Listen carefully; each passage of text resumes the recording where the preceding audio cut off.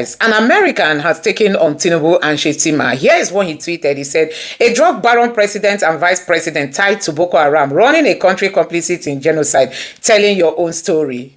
More like theater of the absurd. This is coming after Wahala tweeted saying, we are telling our own story. You know that Wahala has been going to so many media houses telling them that there's no genocide. And later he tweeted and said, we are also telling our own story that there's no genocide. And guess what? This American lobbyist took on Wahala, calling out Tinubu and Shetima, saying, a drug baron president and vice president tied to Boko Haram, running a country complicit in genocide. You can also see how this headline here captured it. It says, drug baron president and Boko Haram vice president running a country complicit in Christian genocide. U.S. Gerasolis tackles Wahala. That was after Wahala tweeted. This guy went, as in he lost his break and now was saying that Nigeria is being run by a drug baron and a Boko Haram linked vice president. So guys, this is coming after Reverend Ezekiel Dachoma was on News Central television station where he granted an interview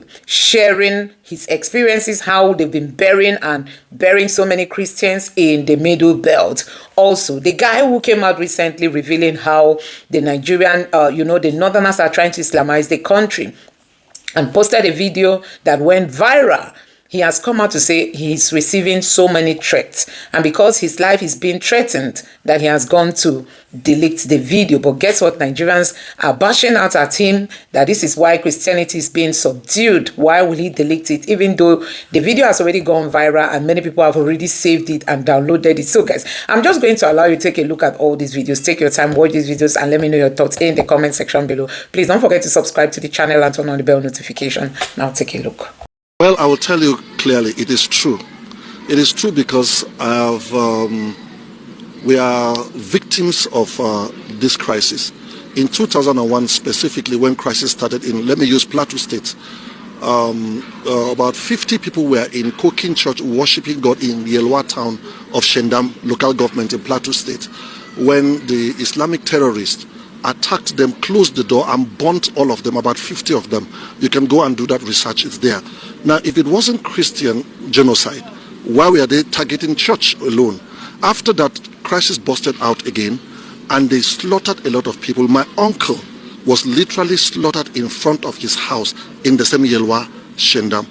In fact, it took the military to intervene, to quell the issue.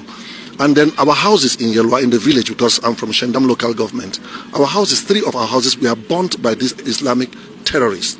So it was not targeted at Muslims. Muslims were not killed. It was later on some of the indigents stood up to try to retaliate and the military intercepted. Now, apart from that, I remember the crisis also in Jos, and how Christians were being killed. So the issue of Christian genocide is true because I've been in the know of everything that was going on. In fact, I don't want to talk much, but there was a Muslim guy that we one time led to Christ. His son was an imam. Sorry, the father is an imam. And he told us that the mosque that was built in Jos has 5 gates. And the 5 gates, that means dominion. And we're going to start seeing crisis. In that same year, a lot of crisis busted out and there were killings of many Christians from different places. So I can tell you clearly, it's Christian genocide. I know there are many terrorist issues in the country. There are issues of banditry. That must be separated from the Islamic extremists and terrorists. There are issues of banditry, which kidnapping, that on both Christians and Muslims are being kidnapped. So it's different. But when we talk about Christian genocide, it is true because it has been happening. And so that's my stand. Invasion, but I believe it's an interception. It is help that is coming. Because lives are being slaughtered. To me, Nigerian government does not value lives. Human lives are sacred, whether Muslims or Christians. Human lives are sacred to God. So no religious sect should wake up and want to eliminate a particular religious sect because they want to dominate the land and they want to be prominent in government or control the nation. It is an error. It is not acceptable to anybody that thinks well, whether Muslims or Christians. The truth is that it's an error. So we support the coming of the US to intercept because the government is failing. They slaughter people in hundreds and nobody does anything. We have a very strong military in Nigeria. We have good armed forces. But because of the manipulations going on through politics and other things, people that are involved, top government officials that are involved for personal gain, they've not been able to quell it. Not because the Nigerian forces cannot handle. This is a minor case, very minor. If they really want to cop this issue, they will cop it. But because nothing is being done, we need an intervention from the United States and other international security forces. That's just why we need them. So we can't continue to have lives being slaughtered at some people's selfish reasons. We can't continue to have that. And do you think there will not be any kind of backslash? Well, I believe that will definitely happen, because such things cannot happen without backlash. You understand? Some people will try to quell it, they will try to resist it, and all of that. So are we ready for it? We are ready. Because, you see, when there's going to be a massive change, we must be ready to bear the consequences. At the end of the day, everything will calm down. But this has to be tackled, and this is the best time. This thing has been going on for years. A lot of people have been slaughtered. It has to stop. And since we don't want to stop it, we need international, intervention. So I support Donald Trump in intervening in the case of Nigeria. Your name was it, sir? Prophet John Andreas. Good morning. I have received a lot of concerns from people, both from family members and acquaintances, ever since I dropped the video I dropped about the state of insecurity in Nigeria and how it has been persistent for decades. And many have threatened, many have threatened, many have encouraged, many have threatened.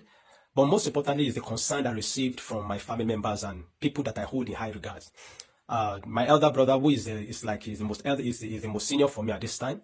I have no father, I have no mother.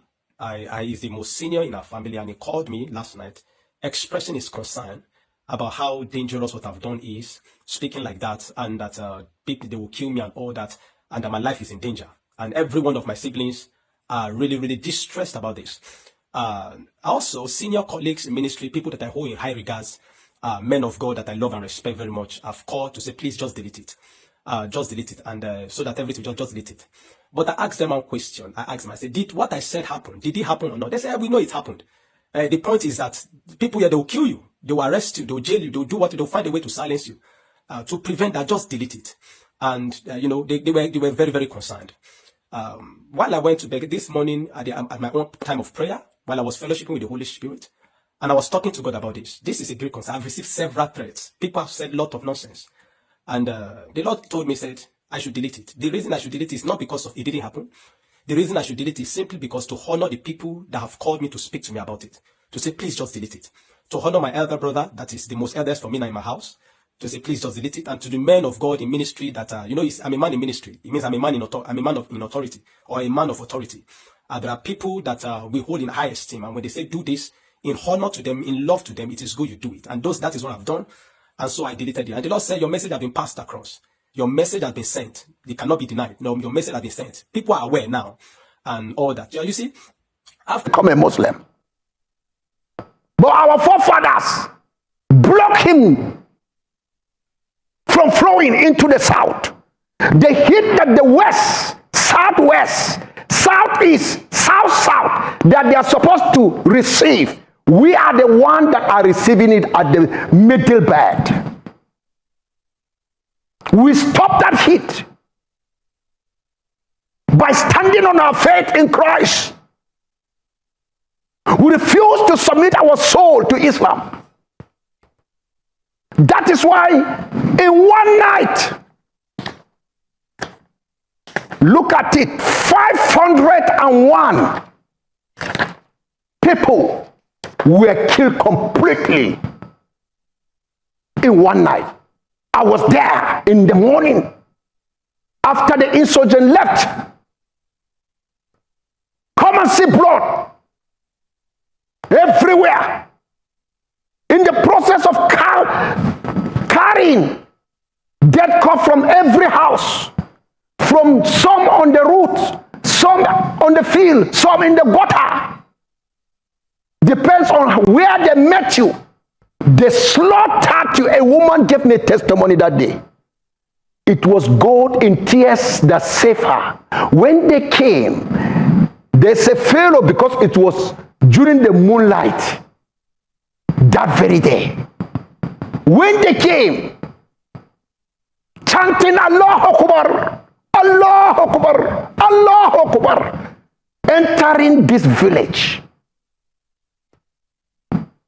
She saw one of the insurgents after he has beheaded the head, blood of a Christian victim.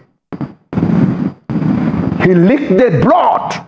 She was watching him, shivering. With her child, she covered his mouth. This is a religion that chant Allah Akbar, calling people for worship. And the same religion, they shout Allah Akbar, calling people to come and kill. Okay, but Reverend, are we now saying that all of the 500 plus persons that were killed that night are Christians? All of them are Christian. Because I want us to look at some national data here. In 2024, Human Angle Media reported nearly 9,600 deaths nationwide, and it estimated roughly 60% of the deaths were Muslim and 40% were Christian victims. And this was driven largely by farmer-herder clashes, terrorism, and communal retaliation. So when we see figures like this, does this now challenge the position that the killings are religiously motivated, especially against the Christians? Let me tell you something about these statistics. They say 60% Muslim. Killed by who? By Muslims. Based on different faith of sects. And do you know what this thing? It is the blood of the Christian that is fighting Islam. Those that have been killed. You see, when they came in, the factuals in Borno, they follow villages. On Sunday, they will enter a village and meet people worshiping on Sunday. And they will separate the male from the female. And all the male in the local area, like Gwaza area, Madagali, these are in the North Borno area. And this is what is happening. Do you know something? They will slaughter all the male. Those that will survive in that church, they may have not come to church. And they were able to escape that. And the women, they will select the one that they needed. They will rape them. They will do what they want. And this is one, they will leave the children at the mercy. Many of the Christian women relocated to the Middle Belt. And their land was seized. Their crops was vandalized. And even as I'm talking now, let the Nigerian government prove me wrong. Let them go to Ngoshe mountain around Gwaza. It has been occupied by Boko Haram. You can't climb that mountain. They declared it as their headquarters, a colony. And it is from there that they used to come down to come and kill. Now in all the village, after sending the Christian away, the Christian relocate. If you see Christian is in the urban area where there is security, maybe inside Maiduguri, you find Christian. I've been there. And most of them, if you are to interview them, fact-finding, you will discover they run for refuge into the city. At least that's where they're getting covered.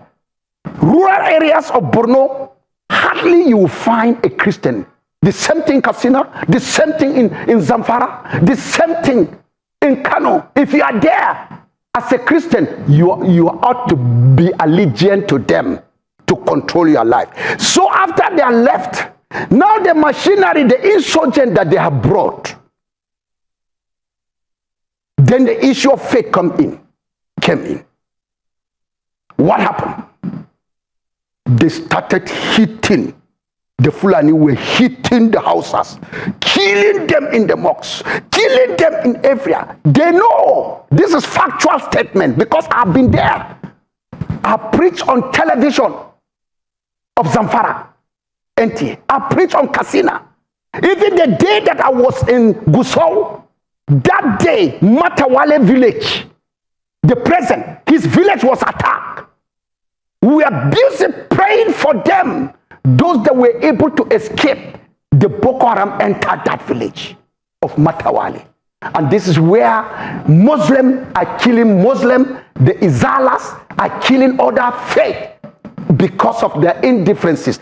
It is the blood of innocent Christians that is fighting them that were killed. Okay, I want us to talk about the attacks, the alleged attacks in churches. Yes. Right, so you've shared harrowing accounts of your grandmother's heart being removed, and you also talked about your uncle's tongue being cut off. Yes. You also mentioned your best friend's wife and her kids, her 5 kids. You even said that she was, backing one of them. Now, recently, we saw that the pastor of Flaming Fire's ministry, Simon Back, was killed. But then he was killed in the farm. So all of these attacks, were they carried out in churches, or were most of them carried out in churches or in different regions? In different regions. Some on the farm, some outside on the way from the market going home. There will be ambush, and hardly you will hear that. And let me tell you something. They say farmer is a slogan of Islamic movement to deceive the world. That is farmers clashing. We have that even before the colonial, after the independent. We have that. We settle differences. Once Hardo or a Fulani man discover that his children have destroyed farm, before you wake up, he will be there at your doorstep. After worshiping, doing his salah, he will come and wait and say, please, yesterday my children came. That's how we are living peacefully. Because of that, we sympathize with them. We say, it's okay. But the present set that I know, they are really troublemakers. And this is what is happening today, my sister. They butchered us, even in the market. They can enter with AK-47 sporadically. And this is where they came to my village, Biay. It's in Riom local government. That's Riom district. Biay, this is where I grown up. And the Fulani knows that that is my village. They invented chanting, Allahu Akbar, Allahu Akbar, sporadic shooting all over the village from different angles.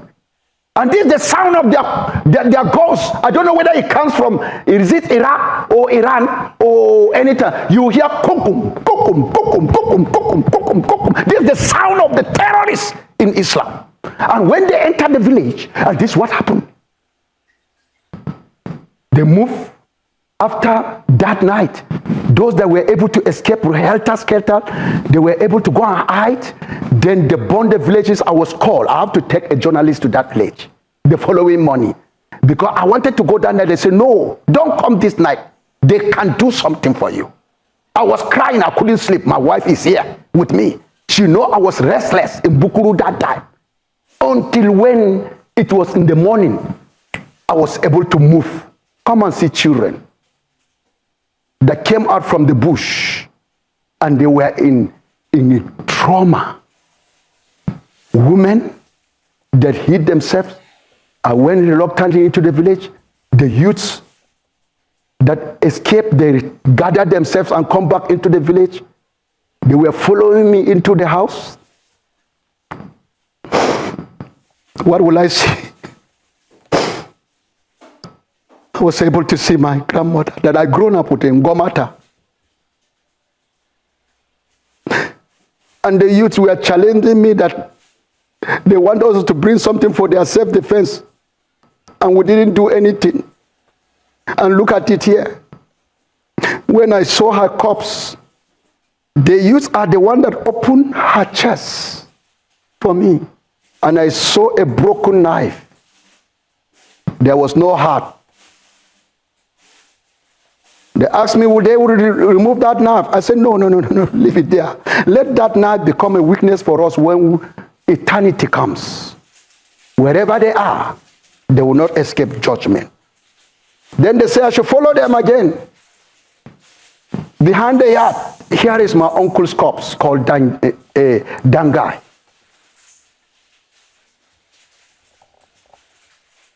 His tongue was removed.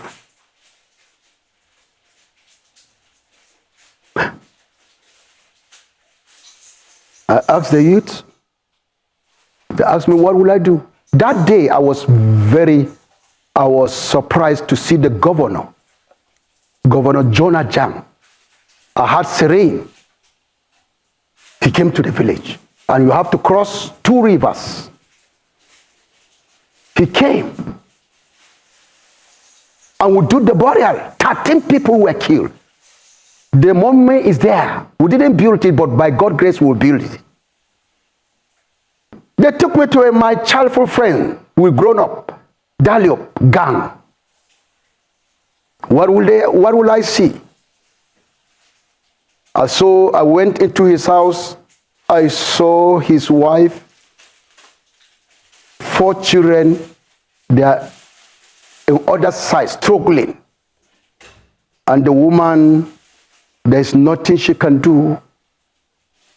The fire just came down and burned them all. The woman quickly pulled her child at the back, seeking for the way to escape. I discovered they locked the door so that none of them would come out. That is how we buried her with her child at the back. The agony of Christian in Nigeria. So I want to find out, all of these attacks that you have mentioned, they're quite harrowing, and I'm sorry about your grandmother and your uncle. Have there been instances where you heard about Muslims also being attacked in a similar manner? Let me tell you, no Christian attack Muslims. If you see a Muslim dead, where did he die?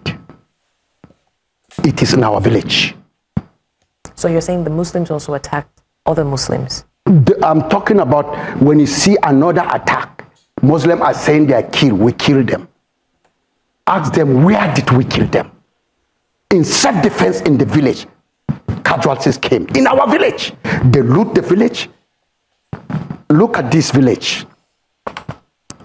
Look at this material. These are all the houses that they burned. Look at the number of people, number of houses destroyed, 120 in one village. Total number of dead.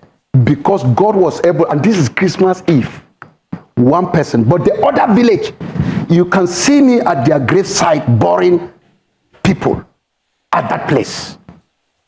But this village, disease, and this is the person that died, Mr. Tambaya.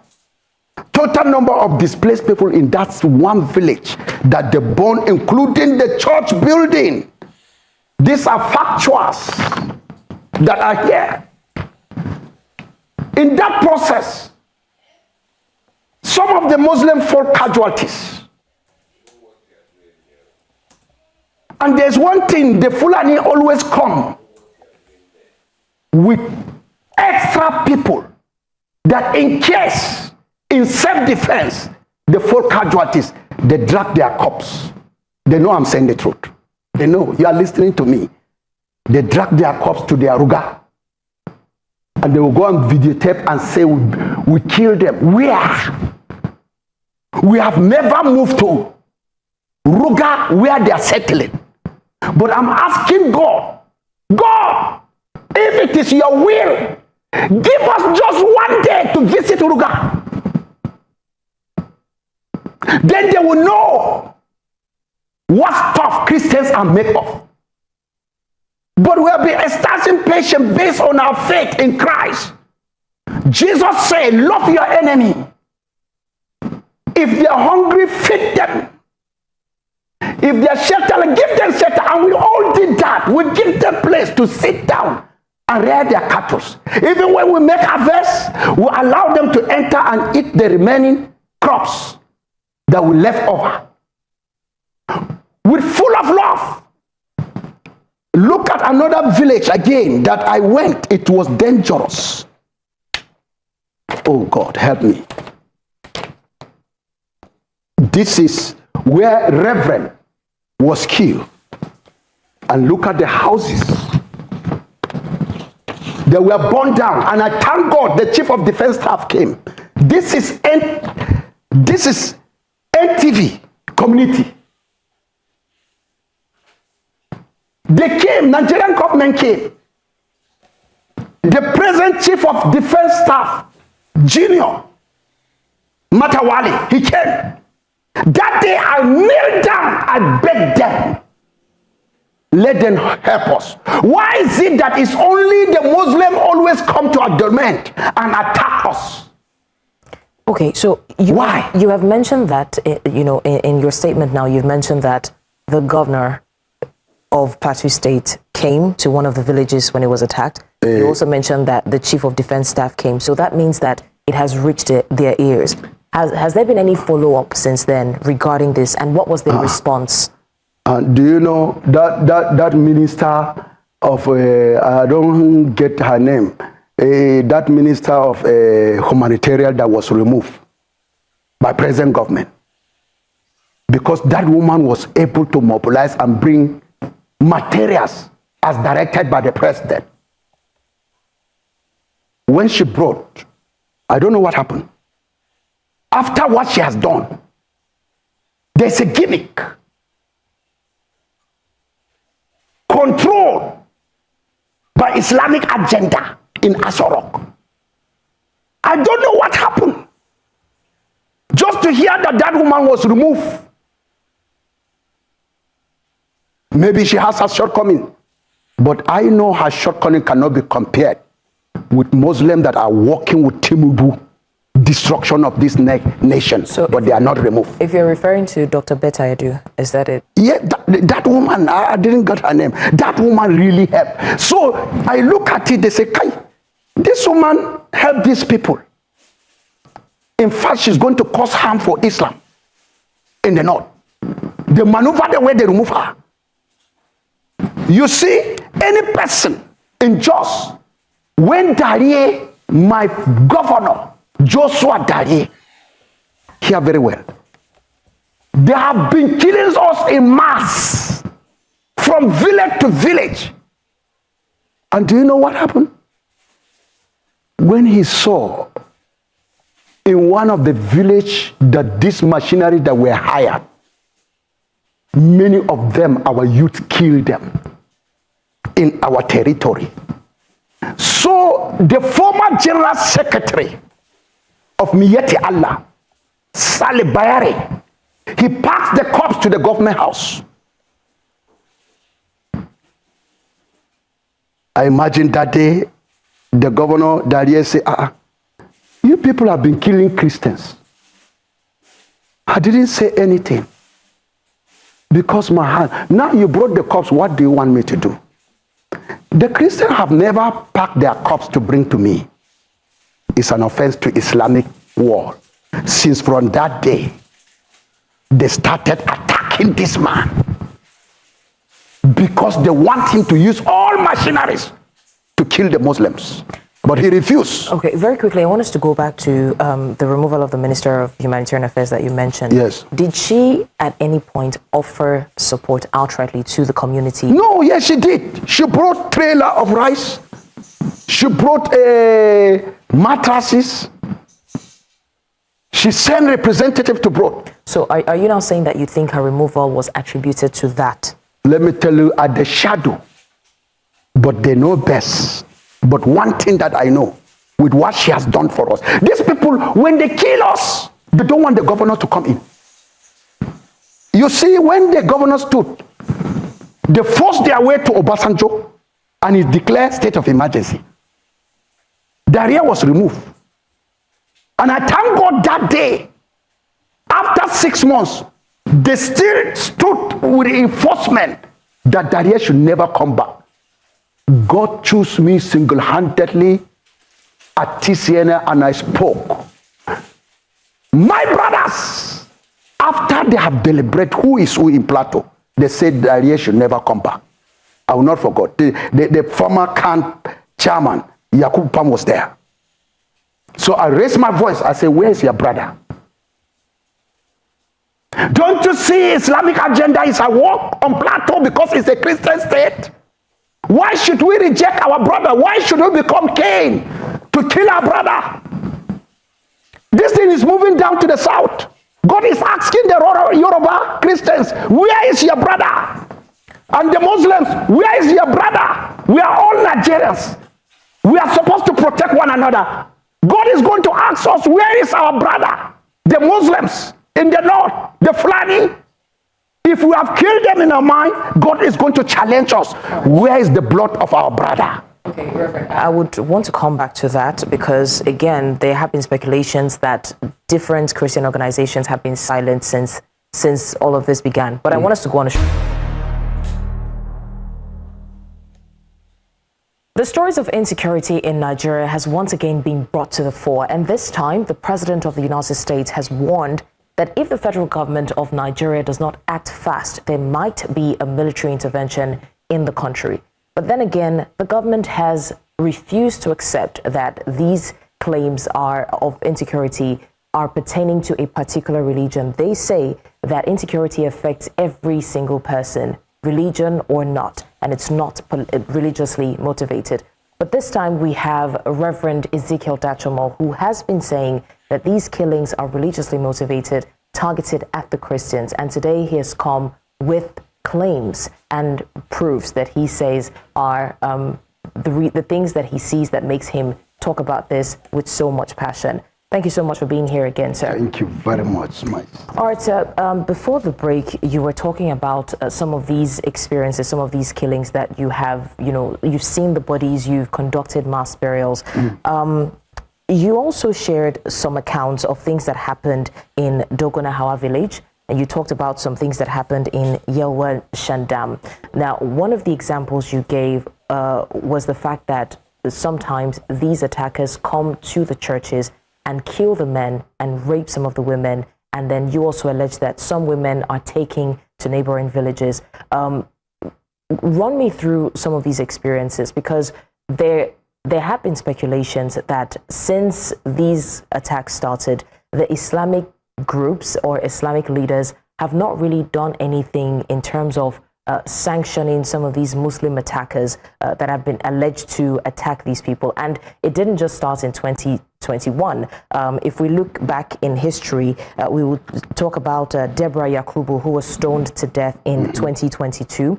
We'll also talk about Deaconess Eunice Olawale, who was murdered by alleged Muslim extremists in 2016. So people are saying that if it's not religiously motivated, why are these Islamist leaders not calling to order, or at least, enforcing the sanctions and punishment of some of these perpetrators? In fact, you see, what happened? The real issue here is glaring. There are forces from the Islamic perspective that is being released so that the world will not know that Christians are not killed. But let's look at, to prove to you this is religion. They know. Look at Deborah killing. No cleric of Islam condemn it.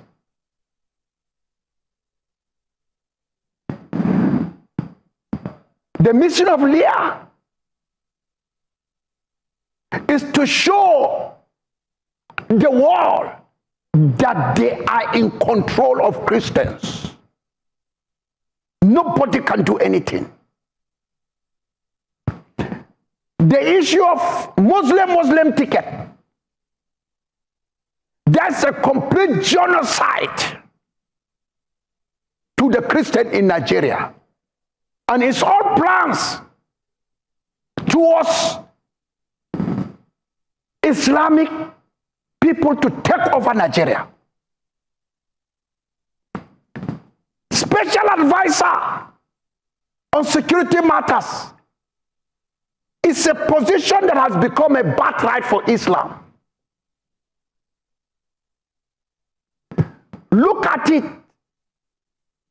A non-cleric, Sheikh Yahya Jingri, came out publicly and say they should stop arresting Fulani.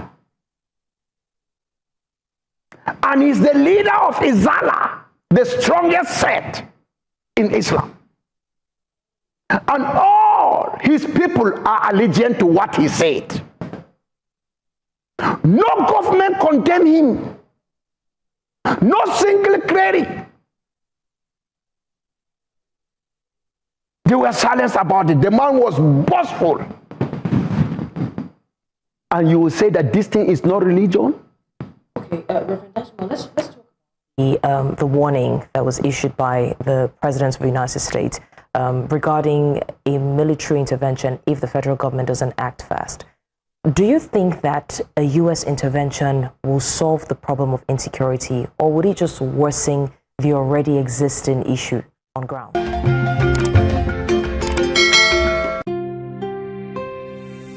I posted that video, I saw people come out with a lot of experiences, sharing their experiences, years, people that have been victims of all these atrocities, all this genocide, this religious war, genocide, killings in the north.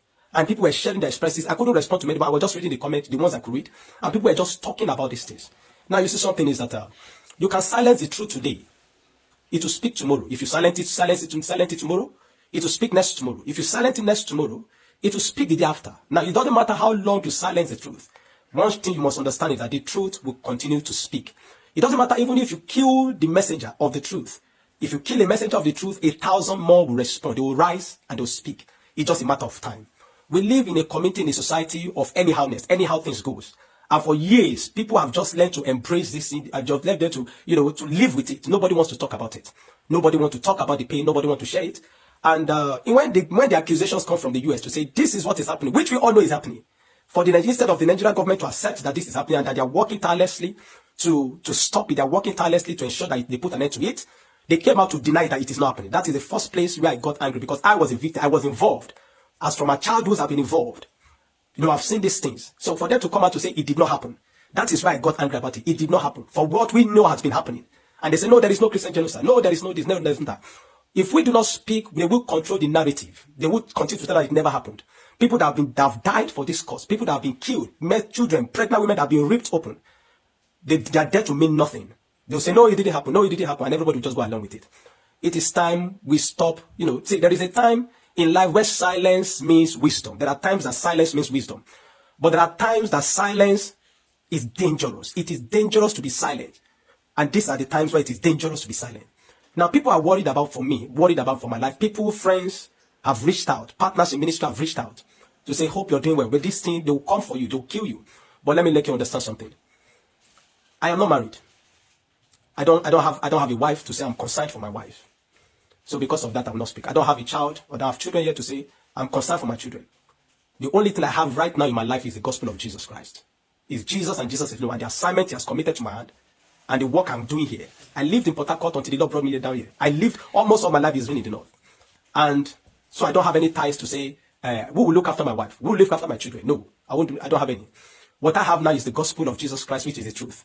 It doesn't matter what they want to do. Silence me today, kill me today, arrest me today. I will not stop. I will not be silenced anymore. I will not be silenced anymore. We will not be silenced anymore. If we continue to be silent, the narrative will be controlled.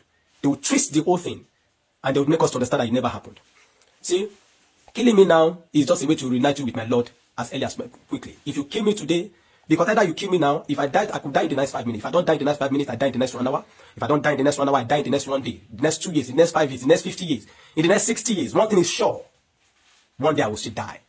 So either you are doing it now, or it happens in the future. One day I will still die. And if I die, I will be sure that I die in the truth.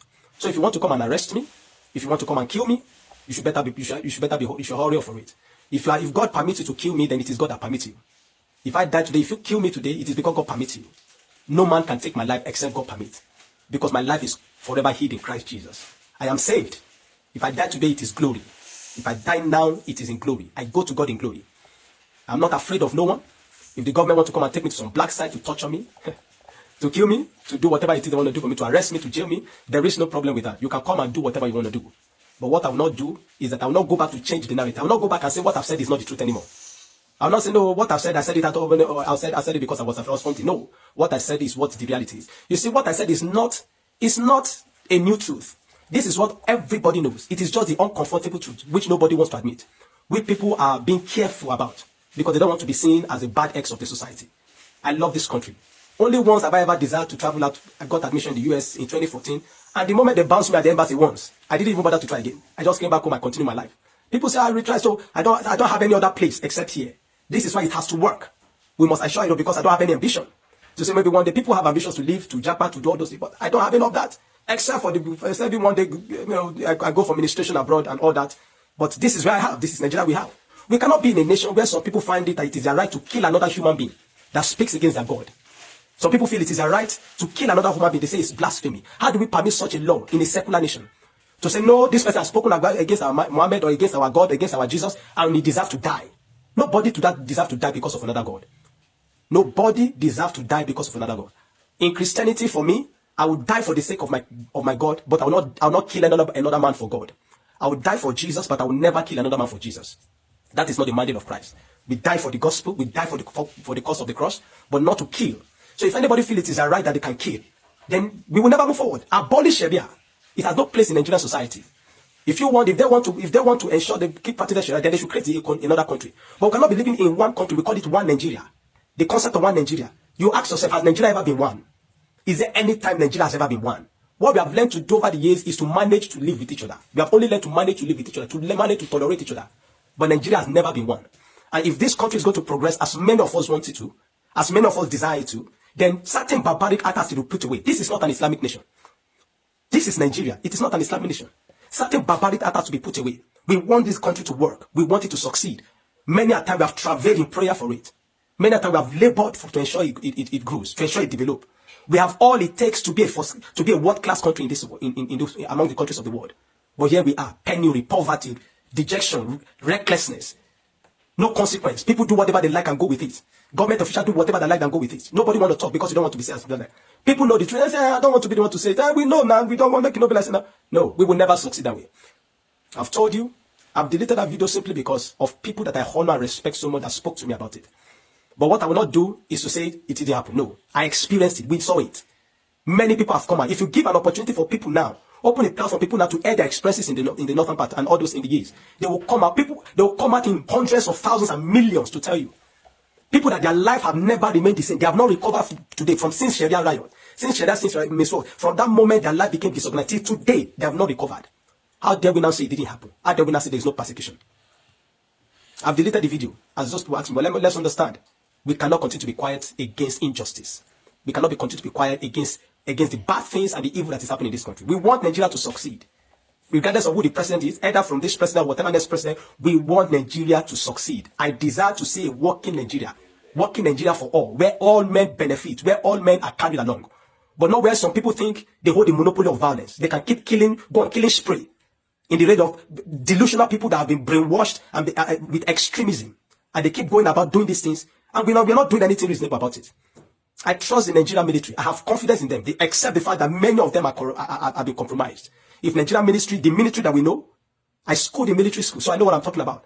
If they want to end it within 1 month, they will charge through these people properly. They will charge through them properly and ensure that none of that never rises again. But when we keep going about negotiating with terrorists, negotiating with bandits, taking photo up with bandits, giving bandits press conference to speak, bandits, criminals, in a nation like Nigeria, how do you think we're going to grow? We want to see a working Nigeria. My parents never enjoyed anything about Nigeria. It is my joy that I enjoyed the Nigeria and then leave it for my children. We pray for the president to succeed. We pray for the military men to succeed. But we have to face the truth squarely. We have to face it squarely. No more propaganda here and there. Face it squarely so that we can address it squarely. God bless you. God bless everyone. God bless Nigeria. By the powers of the Holy Spirit and in the name of Jesus, Nigeria will succeed. Nigeria will succeed. Nigeria will excel. If we work together, if we put our heads together, if we stop denying the truth and embrace the truth and walk towards the direction of the truth, only the truth that you know shall set you free. If we do that, we will succeed. But if you say you want to come and kill me because of what I said, because of my video, and you are preparing to rain war on me, the life is one. If I die now, I die in glory. I go to meet my Lord. I have no regret whatsoever. God bless you. God bless everyone. Thank you. So 1992-93 in Kaduna, a riot broke out which they call the Zango Kataf riot. I was a young boy, very, very young then. And people were killed in scores. If you are not an Afsa person practicing Muslim in Islam, they were killed. Especially if you are from the southern part of Kaduna, the tribes from the southern part of Kaduna, they were massacred. It was called the Zango Kataf riot. And if the next thing they do is to burn churches, kill Christians, and then if they are done with that, then they focus on businesses that is for Igbo people, Igbo-owned businesses, and they destroyed it. I grew up knowing that Christians are an endangered species in Nigeria. In the year 2000, when the Sharia riots, how many of you have heard of the Sharia riots? Hundreds of thousands of people were killed in Kaduna. I can remember vividly that we had to defend our house from people. They brought some Fulani boys and they faced our house. They were shooting arrows. They were stoning our zinc. They spot our zinc shooting arrows. Even though I was a Muslim then. Even though my father was a Muslim then. But because majority of the people in our compound were Christians, so they were willing to destroy every one of us because we were living with Christians. I can remember a particular church in Mando, for those that know Mando, in Kaduna, called Chapel of Redemption. That church was destroyed. And so from that time, anytime there's a little hanky-panky in Nigeria, the first target is churches and Christians. And this has prevailed for a long time. That even if there's a problem in another country, the Muslim and the Hausas in Nigeria will rise up and begin to kill Christians. How many of you remember the Miss World crisis in 2002, 2001, 2002? That somebody drew a picture of Muhammad or something in France. Long away in France, and they began to fight in Nigeria. Are you following me? Christians are endangered species. Now let me give you, and that's how it has continued. Scores have been killed, and they focus on regions where there is a mixture of both Christianity and Islam. If you look at states like Kaduna, states like Plateau State, states like Nasarawa, states like Taraba, states like Benue, states like Bauchi, states like Gombe, states like Borno. These are places where they focus on because they intend to eliminate every living Christian in that place. Anybody that debunks it is a total lie, because I have grown and lived in the north. I've spent 80 to 80% of my life in the north, so I understand this thing. Several times, I cannot forget the Sharia riot. We were running for our lives. Even though we were Muslims, but we're still running because as far as you are not of the ethnic group practicing what they practice, you are a victim. You can be burnt alive. Many of us saw human beings that were burnt alive, like roasted like yam. And it has been going on for a long time. The genocide against the Christian faith. Are you with me? Many years ago, in Kano State, a man was beheaded. And anything they talk about, he said blasphemy. And guess who was the person that led it? The man called Sanusi, Lamido Sanusi, was the one that led the mob. And they beheaded it. They killed the Igbo man. They killed him and they put his head on the stake and they were using it to parade the city. You will understand of a woman also that is an evangelist. Evangelist Eunice that was preaching about 2016 or 18 in Abuja. And they killed her. We cannot talk about a young girl called Deborah Samuel that was killed. I schooled in Jos, and for years, the people of Plateau have been massacred. Riot breaking out every single time. The world that the moment anything happens, the next people that are victims are Christians. And it is unfortunate that all these years, the government have not been able to do anything about it. But the agenda is deep. Are you with me this morning? Why am I saying? Because I don't want us to be an ignorant people. If we're ignorant people, they will control the narrative. And this is, let me tell you this truth. God will not come and fight for you. Remove that thing from your mind. If Christians don't rise up, pray from now till tomorrow. God is not coming to fight for you. Are you with me? Now, in the year 2009, Boko Haram started. Boko Haram started because of a section. It was a political movement. They created Boko Haram as a political talks to bring confusion into the government of Goodluck Jonathan, and to be able to destroy any opposition, starting from Borno State, under the watch of a man called Kashim Shettima, which is now the vice president of Nigeria. Kashim Shettima and the other man, Ali Mohammed Sharif. These were the people that started the business of Boko Haram as a political talks to be able to oppose their opponents. But after a time, the ideology grew and they began to destroy. Now, it became a problem and they began to use it to destroy, bombing here and there. In 2009, 2010. As of 2010, a man led a meeting in Jos. Are you with me? He led a meeting that they were going to annihilate Christians within the locality of Plateau, Borno, Plateau, Bauchi, Kaduna, and Nasarawa. And he said they are going to perform jihad. They will bring jihad and they will go to kill. If the Islamic leaders are not willing to lead them, he is ready to lead the movement. I have the minute of that meeting in my phone presently. Guess who is that person? Issa Pantami, that was the former minister of communication under Buhari's regime. And several times, these are people that are terrorist sympathizers. And that is why the Nigerian army have not been able to win the war against the terrorism. Because people have, the terrorists have infiltrated the Nigerian ranks, the army ranks, so they cannot win the war.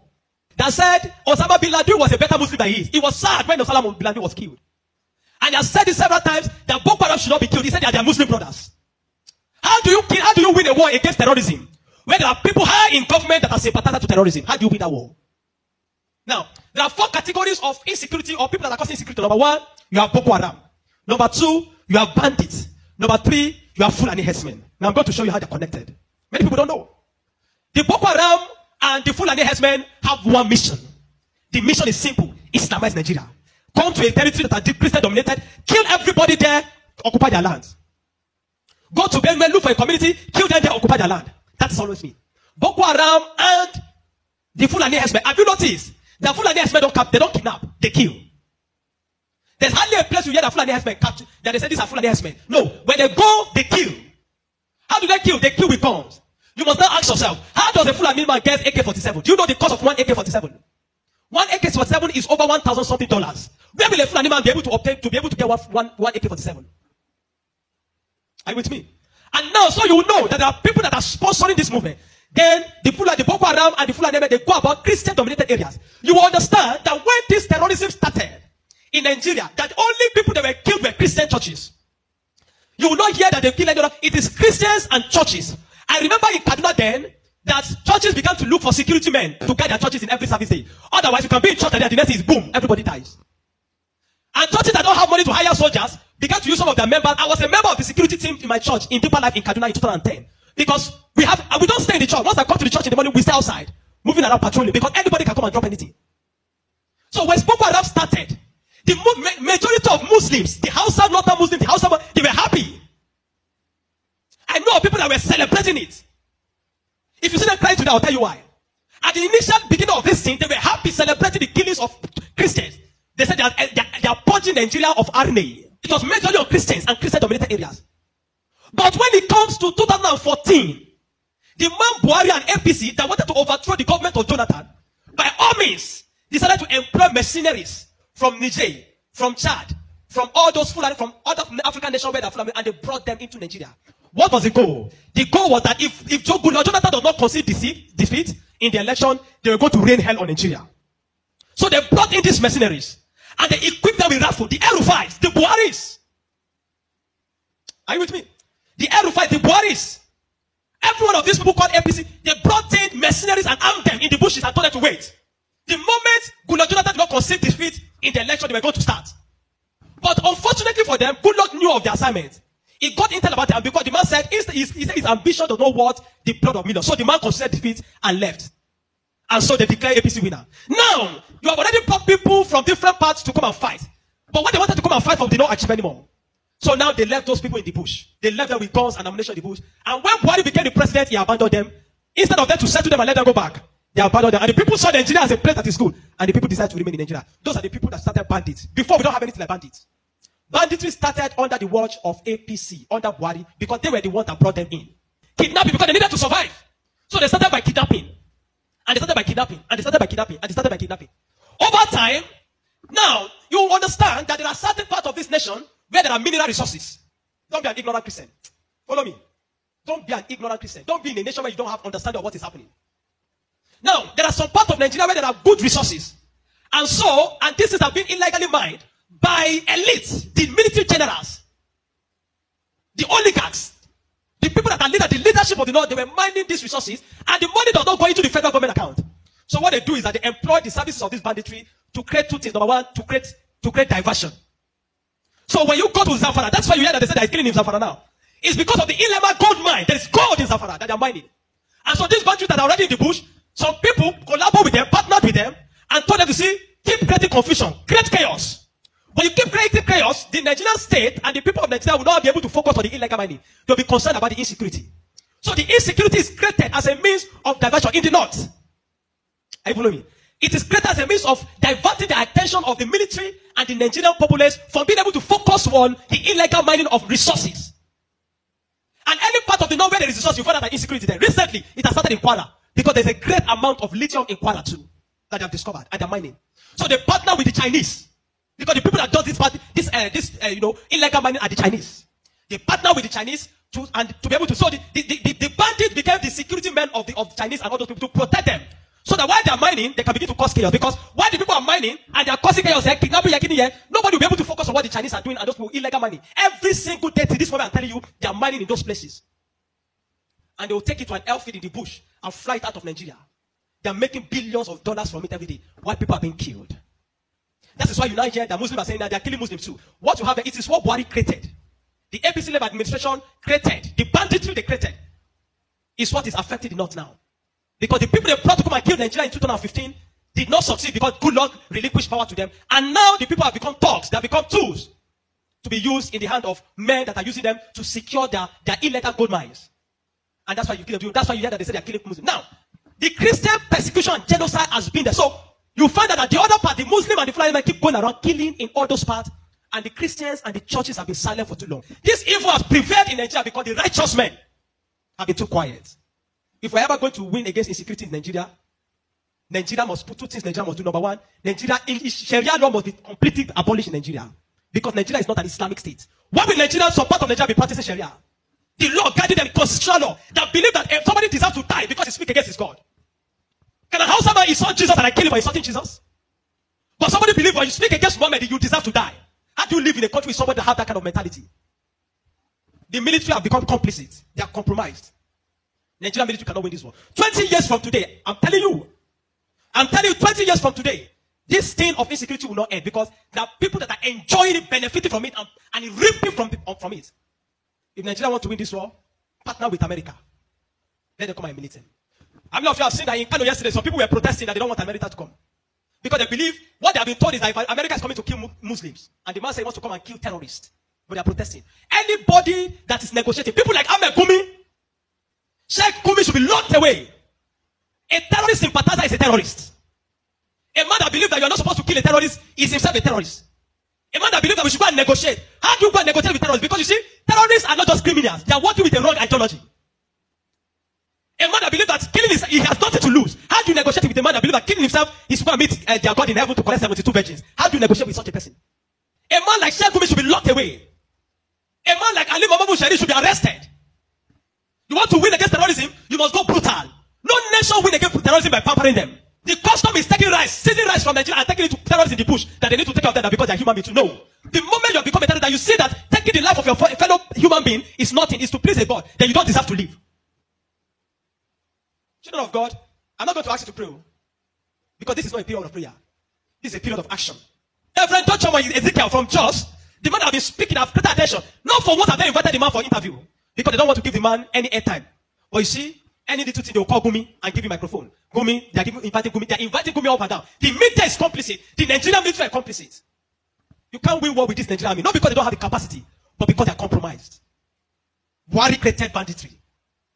The people like Gumi and the rest of them, they are the people that facilitated the idea of Boko Haram.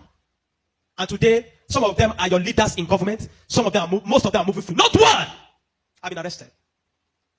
Kabiru Sokoto that bombed Nyanyan in 2011. When they rearrested him, guess where they got him? In the house of Shetima in Abuja. What is he doing in the house of Shetima if Shetima doesn't know him? But today, Shetima is your vice president. How do you win a war where terrorists are ruling you?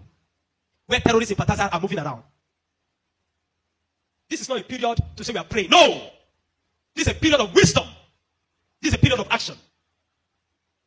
Churches in the south have no idea. They sit in their cozy churches with employ them. They don't know what it means to be in the north.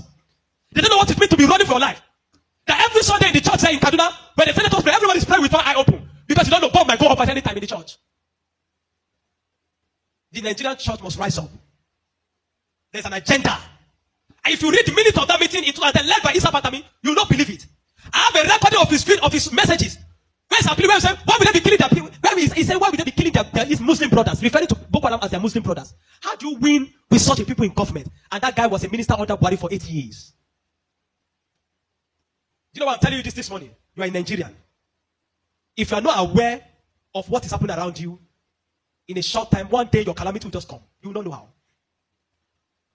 Are you with me? The banditry that is destroying them in the north was created by the people Buhari brought for mercenaries to destroy Nigeria in 2015 in case he did not win. Unfortunately, he won, and those people were left without fight. And they began to use the weapons that have been provided for. These guys have sophisticated weapon. They move logistics, move money in dollars. Where do you think they're getting it from? You think it's from the sale of cow? No. The Bible says, watch and pray. We have been praying. This is the time to do what? To watch. So guys, you have seen it for yourself. That is what is happening in Nigeria. And even the guy captured it back and said, breaking news, my tweet covered on Parallel Fact. This guy still came back again and said, oh, Parallel Fact even spoke about what I tweeted. That tells you a lot about what is happening in Nigeria. Now, let's see how Nigerians are reacting to this. Let me just take you through some of the reactions under this post. Like, Nigerians are reacting to this headline. Let me take some of the reactions. so you get to know what Nigerians are saying. It's really, really so sad that, you know, we've been caught up in all this as a country. Now,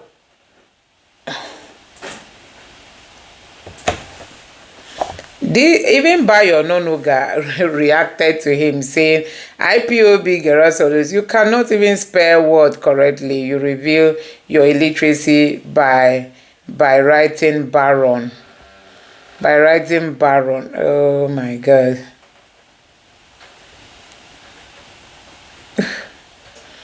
And this other person said, okay, Nigerians are replying by Ononuga. Let's see what Nigerians are replying by Ononuga. Lo, this one enter you. And this one say English is not his lingua franca. Calling Yare Baboon. And this one says, let's see how Nigerians are taking on Bayo Ononuga. Jesus Christ.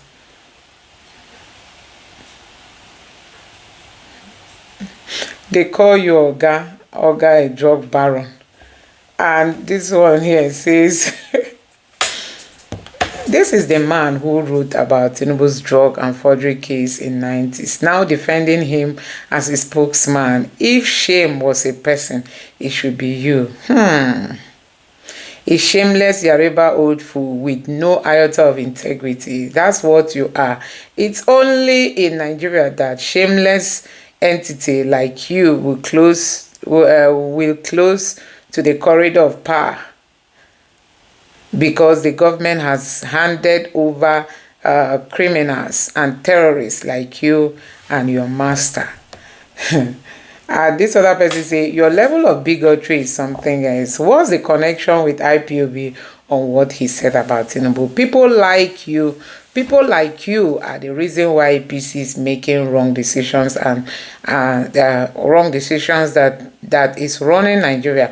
Why not sue the man to court? APC disgraced and brought shame to Nigeria. And this one here says, how did Mr. President end up surrounded by sycophants, even with drug lord allegations? All an SA to president can do it is to scream IPOB. How did we manage to get bunch of incompetent people, skunk head, steering the nation into chaos? This is shameful. You will push Trump into direct confrontation with your guy.